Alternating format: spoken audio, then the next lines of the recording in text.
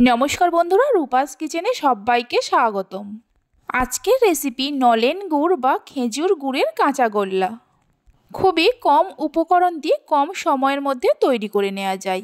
তাহলে চলুন রেসিপিটি দেখে নেওয়া যাক। শুরু থেকে শেষ পর্যন্ত দেখার জন্য আপনাদের কাছে অনুরোধ রইল। প্রথমে ছানা কাটিয়ে নেব। এখানে আমি 1 লিটার দুধ নিয়েছি। গ্যাসের ফ্লেমটা হাইতে রেখে দুধটা ফোটা পর্যন্ত অপেক্ষা করব। দুধটা ফুটে গেছে। এই সময় গ্যাসের ফ্লেমটা বন্ধ করে দিয়ে এইভাবে 1-2 মিনিট রেখে দিয়ে তারপর দুধের মধ্যে 3 চামচ ভিনেগার দিয়ে ছানা কাটিয়ে নেব। দুধের অতিরিক্ত গরম ভাবটা কমিয়ে নিয়ে ছানা কাটালে ছানাটা খুব নরম হয়। আর ফুটন্ত দুধের মধ্যে ছানা কাটালে ছানাটা অনেক সময় শক্ত হয়ে যায়। ছানা কেটে গেছে। এবার ছানাটা একটা ছাঁকনির মধ্যে ছেঁকে নেব। আমি ভিনেগার দিয়ে ছানা কাটিয়ে নিয়েছি। আপনারা চাইলে টক দই, লেবুর রস যে কোনো কিছু দিয়ে কাটিয়ে নিতে পারেন। ছানাটা ছেঁকে নেওয়ার পর 2-3 বার জল দিয়ে ভালো করে ধুয়ে নেব, যাতে ভিনেগারের টক ভাব ছানার মধ্যে না থাকে। ছানাটা ধুয়ে নেওয়ার পর এইভাবে হাতা দিয়ে চেপে চেপে ছানা থেকে ভালো করে জল ঝরিয়ে নেব। ছানা থেকে ভালো করে জল ঝরিয়ে নেওয়ার পর ছানাটা একটা থালার মধ্যে ঢেলে নেব। থালার মধ্যে ঢেলে নেওয়ার পর ছানাটাকে ভালো করে মেখে নেব মিনিট 3-4 সময় ধরে। এর থেকে বেশি মাখার প্রয়োজন নেই। ছানাটাকে ভালো করে মেখে নেওয়ার পর ছানাটাকে 2 ভাগে ভাগ করে নেব। একটা ভাগে একটু বেশি রাখবো আর একটা ভাগে একটু কম। কাঁচা গোল্লা মিষ্টি বানাচ্ছি, তাই কাঁচা ছানা একটু রাখতে হবে। দেখুন এই রকম কম বেশি করে 2 ভাগে ছানাটাকে ভাগ করে নেব। এবার যে ছানার ভাগটা বেশি সেই ছানাটা একটা কড়ার মধ্যে দিয়ে দেব। মেখে নেওয়া ছানাটা কড়ার মধ্যে দেওয়ার পর এর মধ্যে দিয়ে দেব একটা চায়ের কাপের 1 কাপ খেজুরের গুড় বা নলেন গুড়। ওজন হিসাবে 150 গ্রাম। আপনারা চাইলে গুড়ের পরিমাণটা আরও একটু বাড়িয়েও দিতে পারেন। এবার দিয়ে দেব ওই চায়ের কাপেরই 1 কাপ গুঁড়ো দুধ, ওজন হিসাবে 150 গ্রাম। আপনারা চাইলে গুঁড়ো দুধটা বাড়িয়ে বা কমিয়ে দিতে পারেন। গ্যাস না জ্বালিয়ে কড়ার মধ্যে সব কিছুকে প্রথমে ভালো করে মিশিয়ে নেব।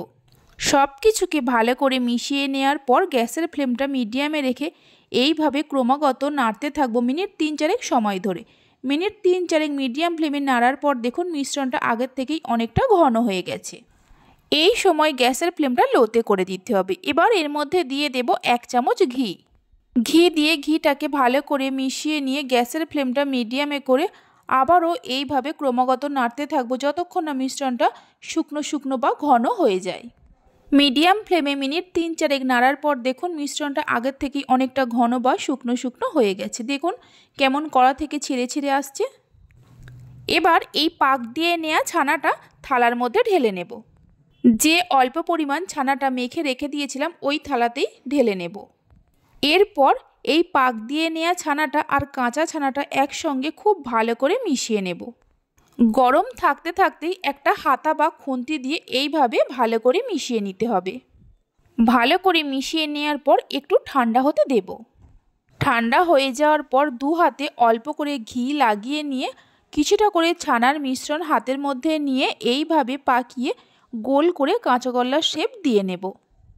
তবে পুরো ঠান্ডা করব না, হালকা গরম থাকতে থাকতে করতে হবে। দেখুন ঠিক এই রকমভাবে প্রত্যেকটা কাঁচাগোল্লাকে গড়ে নেব।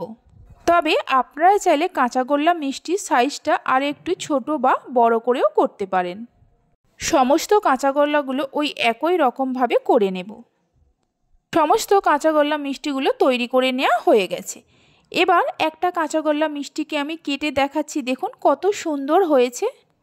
আর এই কাঁচাগোল্লা মিষ্টির স্বাদ দোকানের থেকেও ভালো হয়। এইভাবে একবার বাড়িতে বানিয়ে দেখতে পারেন। আজকে আমার এই রেসিপিটি যদি আপনাদের ভালো লেগে থাকে অবশ্যই একটা লাইক করবেন আর আমাকে কমেন্ট করে জানাবেন। ভালো লাগলে চ্যানেলটি সাবস্ক্রাইব করে পাশে থাকা বেল আইকনটি প্রেস করবেন। আপনারা সবাই ভালো থাকবেন, সুস্থ থাকবেন। ধন্যবাদ।